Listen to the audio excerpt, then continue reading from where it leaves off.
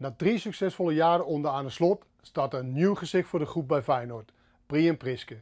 Een Deen die succesvol was bij Midtjylland en bij Praag. Voor veel mensen in Nederland een onbekend gezicht, maar voor mij niet. Ik speelde al 20 jaar geleden met hem op het EK 2004.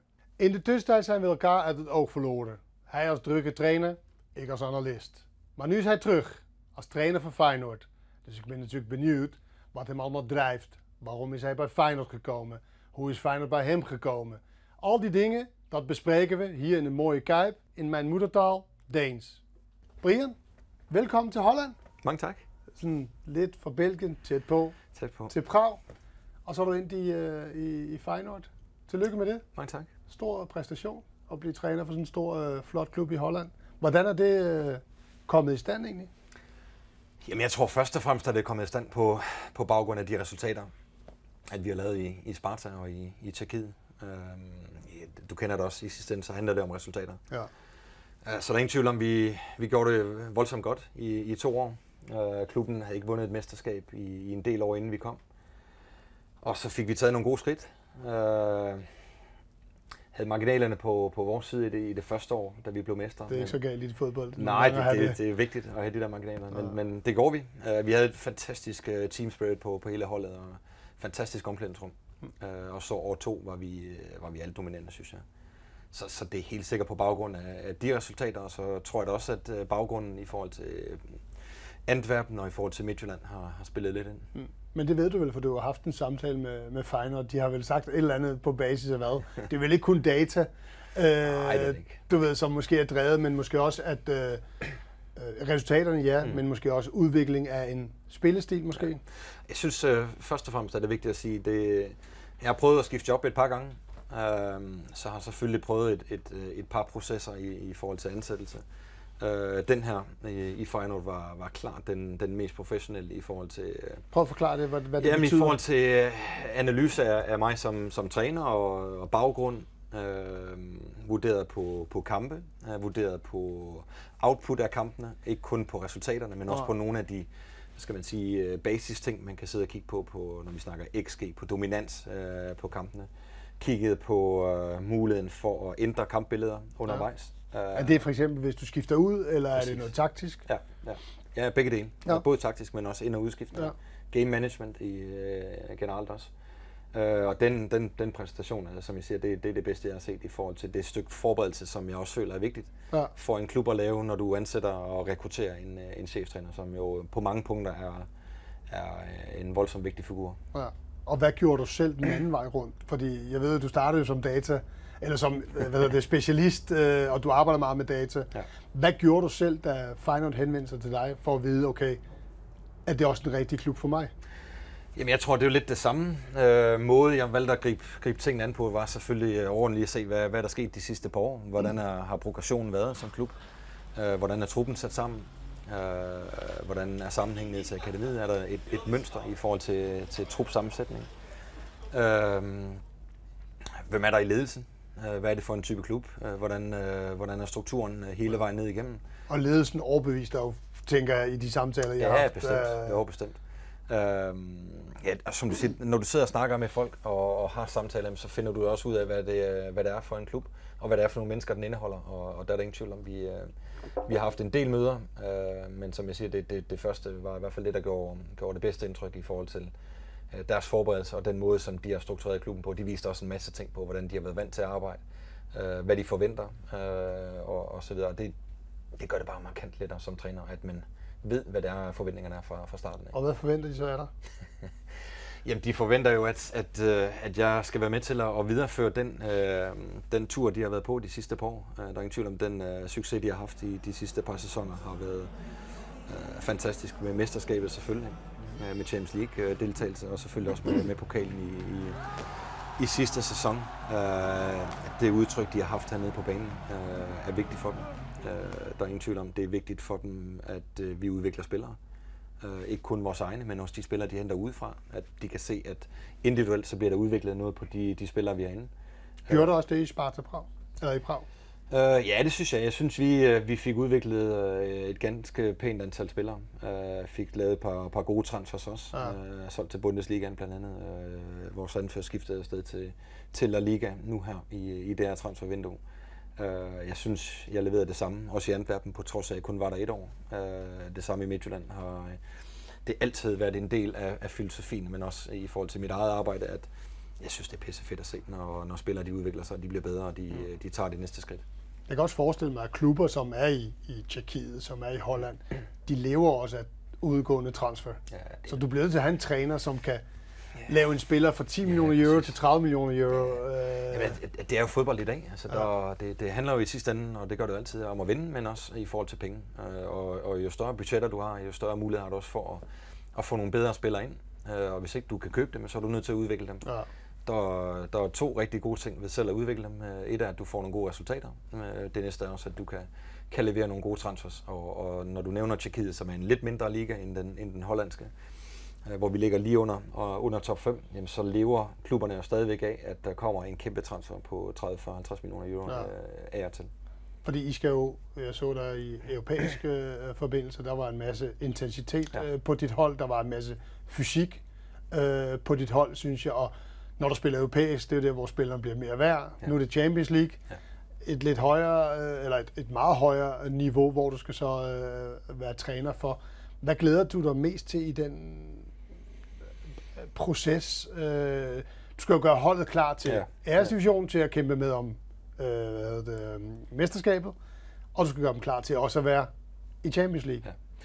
Der er ingen tvivl om, det er det, der bliver udfordringen. Nu snakkede vi lige før om EM. Altså, der er 9 spillere med landshold lige nu. Ja. Vi ved ikke helt, hvornår de er tilbage. Dem alle sammen. Er der stadig nogen med? Ja, der er stadig nogen med. Vi er stadigvæk hollænderne er stadig. Der er Geertruida selvfølgelig. Ja, og Bijlow, ja. Så det er jo selvfølgelig en udfordring. Lige om lidt, så er der Johan Højskral i PSV, som også er vigtig. Allerede den første titel, man har mulighed for at tage. Så som du siger, du skal hurtigt få ændret et mindset og få ændret en filosofi, som ikke er nødvendigvis langt fra det, de har været vant til, men der er måske noget formation, der er måske noget intensitet, som er lidt anderledes, der er et presspil, som helt sikkert er anderledes end det, de har været vant til, som du skal overføre til spillerne hurtigt.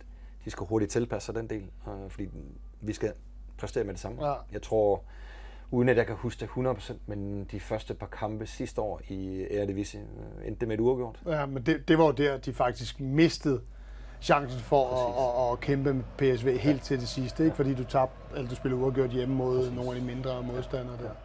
Og det er noget af det, vi blandt andet har snakket om nu. Altså, lad være med at spille tiden. Er det noget af det, som alle er jo fuldstændig lyrisk om Arne Slot, og du ved, han er jo større end whatever, men du har jo set Feyenoord sikkert sidste år også i nogle kampe tilbage. Hvad kan du forbedre ved det Feyenoord? Ja, det er et godt spørgsmål her. Og det er jo selvfølgelig også... det er et godt spørgsmål, but it's a good question. I got one. Det er jo svært at sige om hvordan man lige forbedrer, hvor det er henad. Men hvor du har set Feyenoord spille, så tænker du, og vi alle sammen har jo siddet og virkelig elsket at se Feyenoord spille fodbold, men du må have siddet som træner og set, okay, det der kunne jeg måske godt gøre bedre med det hold her. Det er små ting først og fremmest. Ja, jeg tror, man skal lige tænke, de laver voldsomt mange point sidste år. Ja. Ender med ikke at blive mestre. Ja. De vinder pokalen. De gør det faktisk rigtig godt i Champions League, på trods af, at de ikke går videre i Champions League. De har set alle deres kampe i Champions League. De vinder faktisk... Problemet med at huske, at jeg vil blive gammel, men nu siger jeg over... Du er jo farfar. Ja, det er jo også det. Det er ret voldsomt som 47 år. Det er faktisk vildt, ikke? Men ja, skidt med det. Men kigger du på XG i Champions League-gruppespillet, der var de Forklar lige XG. Chancer, du kreerer i forhold til... altså expected goals. Ja. Så XG'en var faktisk bedre end deres modstandere i Champions League-gruppespillet. Ja. Men ender jo med faktisk ikke at vinde mange af de kampe, hvor de burde have vundet, blandt andet her på det køb mod Lazio.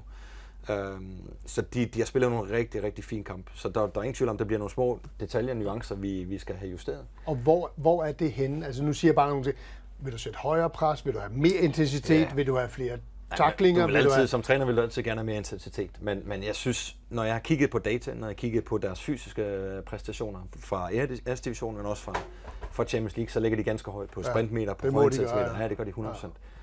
Så det bliver små nuancer i det. Der var blandt andet noget i presspillet, som du siger, Feyenoord, der typisk spillet 4-3-3. I en 10'er, der er gået i pres, som er lidt længere undervejs og kommer lidt senere ind i et pres. Vil du hellere gøre det med kanterne? Ja, det kunne være, at vi kiggede lidt anderledes på, at det måske blev kanterne, så du kunne gå tidligere på pres. Fordi faktisk rent defensivt var de faktisk de bedste i ligaen på mange ting, på mange parametre. Ja. Offensivt er der blandt andet dødboldene, som vi skal være bedre på. Der var vi ikke gode nok. Det var okay, men okay er ikke godt nok i Feyenoord. Altså, og hvem gør det i din stab? Du var jo selv, du startede jo som frispark og hjørnespecialist. Ja. Har du givet det til nogle andre nu? Fordi jeg kan forestille mig, som cheftræner har du jo rigeligt at se til. Der er masser af ting. Altså, hvem er du ansat til det? Det er jo derfor, du har så stor en stab, og vi sidder rigtig mange ude på 08 derude. Og folk har ansvar for forskellige ting. Etienne Reinders er stadigvæk i staben fra sidste år. Han kom jo faktisk først i vinters, så har været i gang i 5 måneder på dødbolde. Men har allerede nogle gode ting, både offensivt og defensivt, og jeg er ikke i tvivl om med en lille smule mere arbejde, lidt mere struktur, lidt mere krav til spillerne, så bliver vi også bedre på det parameter. Okay. Hvad tænker du, når du engang om nogle år forlader Feyenoord for noget Premier League eller noget? Hvad håber du, at Feyenoord-fansene siger om dig? Ja. Hvad er din legacy, eller er det fuldstændig ligegyldigt? Ja, nej, det er ikke. Det er aldrig ligegyldigt. Okay. Det ved du også godt. Nej, så langt tænker jeg ikke, men jeg håber selvfølgelig, at folk sætter pris på, at jeg har været der. Jeg håber, at de sætter pris på mig som person og mig som menneske. At de kan se, at jeg er kommet med respekt for dem og respekt for klubben og prøvet at gøre det 100% på alle parametre. Ja.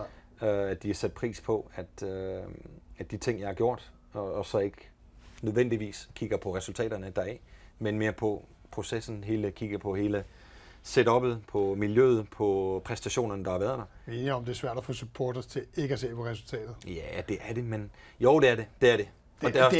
Det er jo det, du kan jo spille en virkelig sløj kamp, score i 89 minutter til 1-0 og vinde kampen, og folk går alligevel tilfredse. Ja, men det er med på. Men jeg tror, jeg kigger lige så meget på de kampe, hvor du har præsteret helt voldsomt godt, men du får ikke det resultat, du gerne vil. Det er du heldig, eller? Præcis. Så kigger jeg på fansene. Hvad siger de? Står de op og klapper? Altså, vi blev most af Liverpool sidste år 2 gange. 5-1 hjemme, 6-1 ude. Jeg har aldrig oplevet noget lignende. De synes stadigvæk, de stod op, og nu ved jeg også godt, de var rejst hele vejen fra Prag til Liverpool, og ølene var sikkert gode og alle de der ting, men de blev stående lang tid efter. Og det ved jeg godt, der var andre ting, der spillede ind, men for mig er det vigtigt. Er det så nogle ting, som du tager med dig, som altså nu fra Prag, du har sikkert haft en fantastisk tid og blevet respekteret meget og sådan nogle ting. Er det sådan nogle ting, du tager mere med end egentlig, om I er nået en kvartfinal eller whatever? Ja, kvartfinaler er ikke så gode, vel? Nej, men jeg tænker et eller andet... 100%. Altså, jeg husker stadigvæk nogle billeder fra tribunerne på Letna i Prag. Allerede i sidste sæson har de et flag op i forhold til Lars og Christian, som jeg også havde med dernede fra staten. Og jeg selv med et dansk flag på stadion. En flot fødselsdagshilsen. Vi spillede på min fødselsdag sidste år her i år, 14. maj. Og en flot tifo bagefter. Har jeg sgu aldrig oplevet før til en træner eller noget. Så de ting fylder rigtig meget. Det er der ingen tvivl om. Selvfølgelig ved vi to godt, at når du engang er færdig med din karriere som træner, så kigger du tilbage på de CV, og hvad har du haft af trofæer. Men... Jeg tror lidt mere, at andre gør det egentlig, fordi jeg synes lidt, når jeg selv tænker tilbage på fodbold, det er mere de der de ting, man har delt med en trup, eller med en træner, eller whatever, end lige at du hvis du er blevet mester, så synes folk, at du er bedre, end du måske er, ikke? Men for mig var det, du ved, det var mere de der relationer, man fik, og de der oplevelser, man havde. Nu havde vi jo lidt sammen til EM, ikke? Nå, men det er jo derfor, vi er i fodbold. Altså, det er jo, selvfølgelig er det for at løfte det her trofæ. Ja. Og det er jo også pissevigtigt. Ja, og det er jo paradoksalt nok, men vi kæmper et helt år. Ja. Men jeg satte jo mere pris på den fest, vi havde efter mesterskabskampen, end at vi skulle ud og løfte. Og det er jo sjovt nok, der er jo markant flere billeder af, at vi løfter trofæet end fra mesterskabsfesten. Men det er jo det, som vi sidder og snakker om. Det er jo det, det er den passion, det er den der energi, at vi er i fodbold. Det er det fællesskab, hvor vi alle sammen er afsted og får et par enkelte og bare har det pisse sjovt. Ja. Men i sidste ende, så ved du også godt, at vi kan jo godt lide at kigge på væggen. Man kan se, selvfølgelig, og det er i hvert fald også det, man kan sige til, du ved, og sådan nogle ting, men ja. Det er bare følelsen af team spirit. Det tænker jeg også, det er bare fællesskabet og kulturen, det er det fedeste. Det er også derfor, det er jo interessant at få lov til at rejse omkring og prøve nogle forskellige kulturer og miljøer og så videre, og jeg er nødt til at sige, at det er fantastisk at komme hertil. Altså. Ja, for det er jo fantastisk, du er blevet, nu spiller vi jo sammen på landsholdet, ikke? Og du blev jo træner sådan med det samme, da du stoppede. Var det også meningen? Nej, helt håbløst. Har du nogensinde haft fri? Nej, jamen det... Fordi det der... jeg havde 9 måneder, da jeg stoppede i FCK, men jeg sagde også til nogle af dem, jeg arbejder med her, at jeg spillede sidste kamp i Norge. Jeg tror, det var lørdag eller søndag aften. Og så tog jeg færgen hjem fra Kristiansand, og så startede jeg i Midtjylland. Jeg tror, det var tirsdag eller onsdag. Og så, bum. Og så er det bare kørt videre? Ja, så er det bare kørt. Ja. Og jeg skulle ikke have været træner. Altså, Glenn Riddersholm spurgte mig, da jeg spillede under ham, hvor han var assistent i Midtjylland. Og så spørger han mig, hvad skal du bagefter? Skal du ikke være træner? Og jeg sagde, nej. Jeg ro på, og familielivet lidt, der måske noget andet. Ja. Og så går der... Du kan også vælge den nemme vej, som jeg har gjort. Ja, lige præcis. Det tror jeg kan sige. Jeg vidste godt, du vil sige det, så... Så ender jeg i Norge, og så 3 måneder efter, så ringer han til mig og siger, nu er jeg blevet cheftræner. Hvis jeg får jobbet permanent, så vil jeg gerne have dig som assistent. Og du ved, så sad jeg alene i Norge, og familien var hjemme i Aarhus, og ja, hvis jeg skulle gå den vej, så skulle det også være på højeste niveau med det samme. Ikke fordi, at jeg ikke vil ned på akademiet og lidt ting, men jeg har kæmpe respekt for akademitrænere, der tager hele vejen. Jeg synes, det er outstanding, men der var bare noget i mig, der sagde, det bliver ikke mig. Hvis jeg skal noget, så skal det være på højeste hylde, og så var jeg heldig, at det var Midtjylland. En fantastisk klub på mange parametre, men mest i forhold til trænervejen, hvor der var fantastiske kollegaer på akademiet, men også på første holdet, og så med Glenn, som var god til at uddelegere fra starten af. Det var ikke den klassiske, som vi to havde, en assistenttræner, der fik at vide, nu skulle han sætte Kyle op derovre, og nu skulle han gå derned. Er det sådan, du arbejder selv? Ja, det er det. Er han en af dine forbilleder? Altså, du har udviklet dig fantastisk. Det er jo flot, du er kommet fra assistent, og så det, du er nu. Stor cadeau for det, og det må du også være virkelig stolt af selv. Du er der selvfølgelig ikke endnu, men jeg kan forestille mig, at det er sådan. De forbilleder, du har som træner, hvem er det? Hvem kigger du op til, og hvem har formet dig som træner? Ja, det er nok et bedre ord at bruge, fordi jeg er lidt gammeldags i forhold til det med forbilleder og så videre. Ja, men formet dig, vil jeg så sige. Lige nok, jeg er helt enig. Glenn, 100%, i forhold til, at han var den første. Men også, som jeg sagde, han var god til at motivere.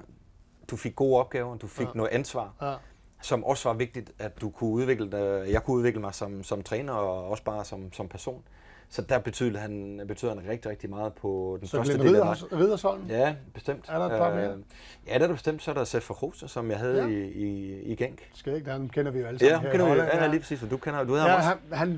Han var faktisk teknisk direktør i MFF og tog mig til Holland faktisk. Men en fantastisk mand. Altså dygtig træner, men lige så meget et fantastisk menneske. Altså jeg husker stadigvæk måden han drev klubben på, måden han drev holdet på, måden han havde fat i spillerne på. Hans personlige engagement til os er fantastisk.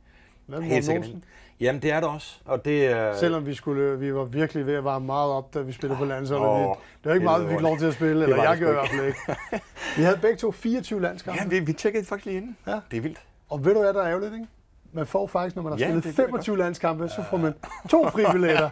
Så vi får kun én hver gang. Det gode er, Ken, du har tjent så mange penge, du kan købe den sidste billet. Ja, okay, du har ret. Men nej, 100% Morten. Altså, jeg kunne pisse godt lide ham. Og han var god på rigtig mange parametre, når jeg sidder og kigger tilbage som træner. Han var tydelig på banen, hvilket er key. Det tænker jeg. Og så var han tydelig uden for os. Og så tror jeg faktisk, noget af det, jeg mange gange sådan tænker over, det er sgu det engagement, han har. Altså, det betyder alt. Er du en 24/7-træner? Ja, det er jeg nok. Det er jeg nok. I øvrigt lige i forhold til din lille en, i forhold til Morten, altså, er også bare en fantastisk person. Altså, har været god til at skrive til mig. Besøgte ham faktisk nede i Bruxelles, da jeg var i Belgien, også var han god til at skrive til mig, når vi havde tabt et par kampe, som vi desværre gjorde. Også da jeg blev fyret i Antwerpen, var han god til lige at skrive på, og op med hovedet. Vi alle sammen har været der og bare klø på. Og det, altså, respekt. Jeg elsker ordet respekt, og det betyder bare alt, at vi har respekt for hinanden. Så kan vi være uenige, og du kan synes, at om lige om lidt, så spiller Feyenoord der pis, og vi skal gøre noget andet. Men, er du god til kritik? Nej, ikke nødvendigvis. Nej, for det Holland er jo et land, der... Jamen, prøv at høre, der er ingen... jeg ved ikke, Belgien er jo sådan lidt mere, og Danmark skal jo også være, at vi alle sammen skal være. Jeg synes Belgien var også okay hård, så det er fint. Jeg har taget et par step derhen. Ja, vi ser, hvad vi kan gøre ved det. Tak for det, Brian, og rigtig stort held og lykke med det. Godt at se dig. Tak.